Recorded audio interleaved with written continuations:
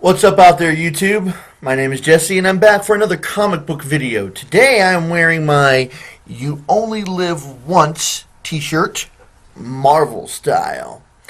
Now, when heroes and villains go up against each other, we love to see the powers that they both possess. But sometimes the villains don't have any superpowers at all. Now, here are a few that I have found for this list of Marvel's top 10 non-powered supervillains. So we're going to start off with a mercenary for hire. Number 10 is Batroc the Leaper. Batroc the Leaper, Georgius Batroc, first appeared in Tales of Suspense number 75 back in 1966. He is a mercenary for hire and has worked with many other different villains and groups over the times. He is one of the most formidable unarmed combatants on the planet. He is a master of many different forms of martial arts.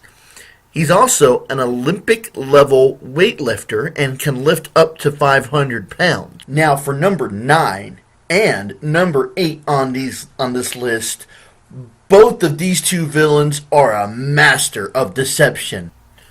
Number 9, Madame Masque. Madame Masque, Giulietta Nefaria, is the daughter of Count Nefaria. She first appeared in Tales of Suspense number 97 back in 1968. She is very formidable in martial arts, also a master of disguise. She is proficient in many forms of firearms. She normally uses a golden gun that can fire normal regular rounds or gassed rounds. She also wears a golden mask on her face to hide a scar, much in the same way as Dr. Doom. Number 8. Mysterio.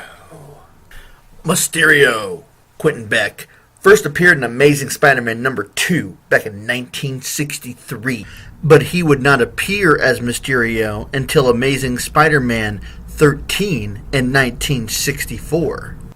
A master makeup artist and a wizard in special effects, had a dream of being an actor one day but lacked name recognition, so he decided to try and take out Spider-Man.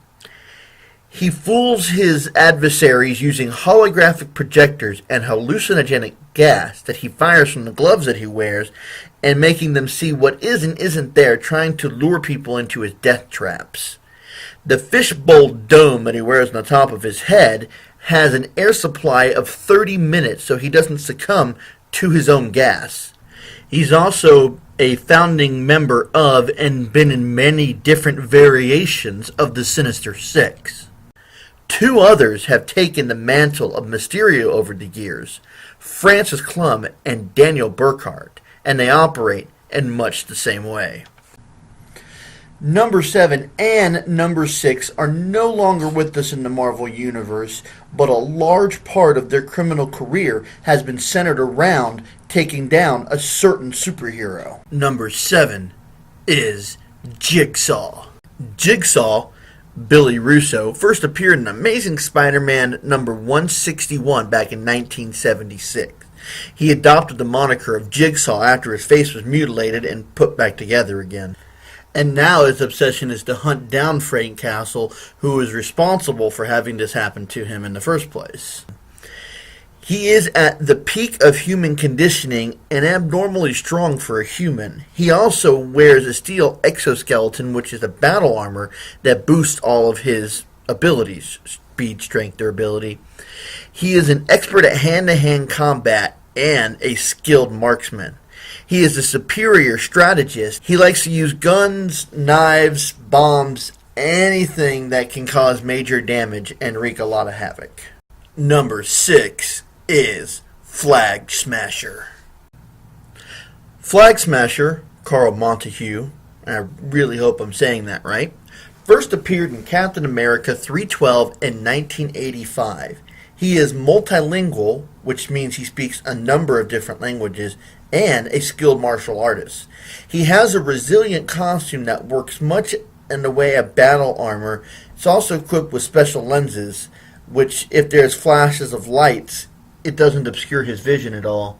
He uses a spiked mace, flamethrower pistols, and several handguns. He also has close ties with a terrorist group called Ultimatum.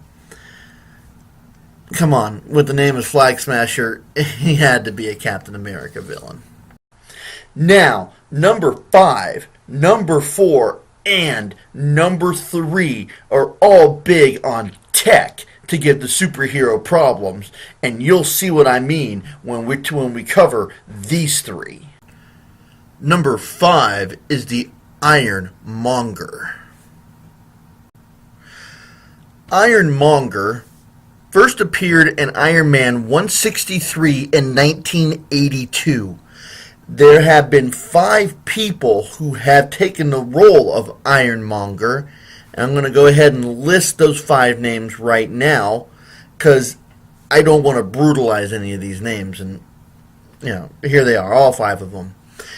The Ironmonger is just like an Iron Man armor. It's very durable, has got jet boots that help it fly, repulsor blasts, chest lasers. The Ironmonger can also be computer controlled if the person in it is not proficient in being able to control it.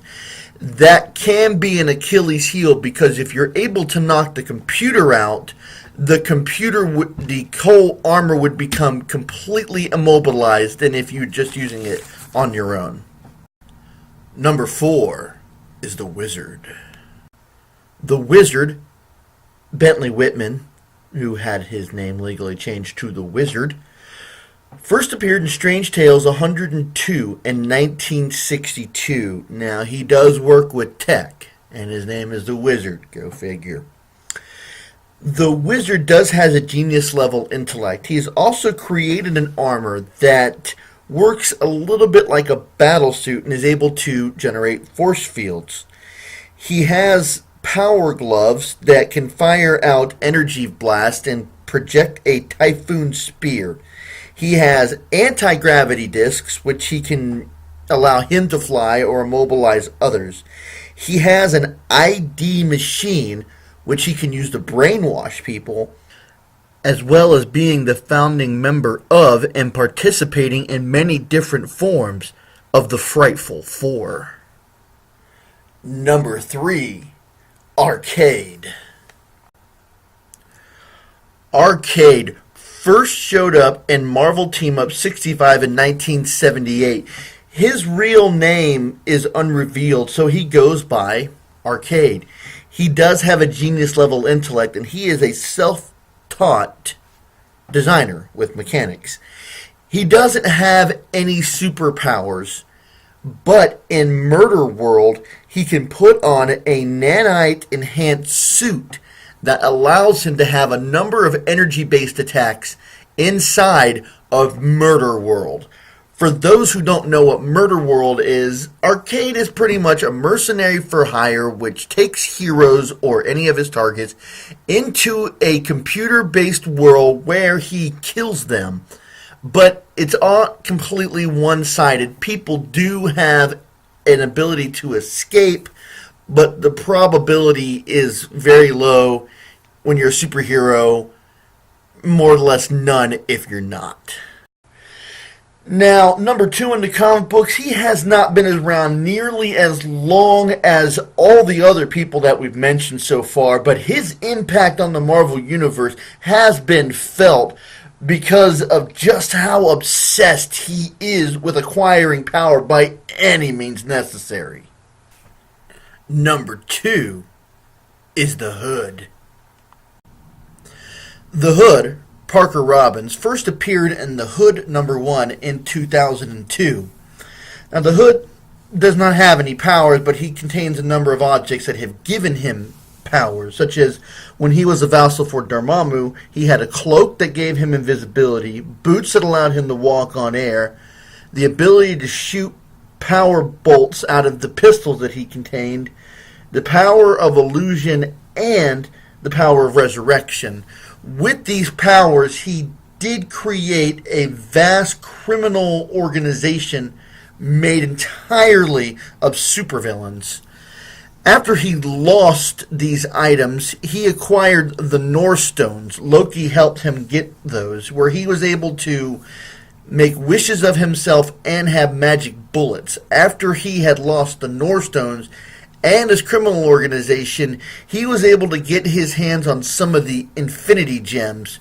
He had the Reality Gem and the Power Gem, and then the Space Gem for a short period of time before that got taken away from him as well. At number 1, he is completely unmistakable. Everybody knows who he is when they see him, when they hear about him. If there's a supervillain getting funded, he's probably behind it. If there's a massive conspiracy, he's probably the head of it. So we're going to go ahead and review the number 1 on this list. Number 1 is the Kingpin. The Kingpin, Wilson Fisk, first appeared in Amazing Spider-Man number 50 back in 1967. Despite his enormous size, it is 98% muscle. He is at his peak strength level and awfully agile for a man of his size. He runs the biggest criminal organization in all of New York, maybe even the entire world. Most of the other crime lords answer to him, and even while he was in jail, he was still able to have control of his vast criminal enterprises. Now, when he is attacked, you can see that he carries around a walking stick. He will use that walking stick. At the very bottom of it has a 300-watt pulse that can pretty much disable anybody, or he can take him out himself, as he is no slouch when it comes to fighting. Well, that's it for this list. I hope you enjoyed watching it. I sure enjoy making it. If you did like it, you can go ahead and give that like button a click. If you like what I'm doing here and you want to see more of these videos every Saturday, go ahead and hit that subscribe button. If you want to see my blog that I update Sunday, I'll go ahead and put that information in the credits. If you like what I do here and you'd like to leave a comment, or you just want to put down a list that you want to see yourself, you can go ahead and leave a comment in the comment section. Until next time, I'll see you.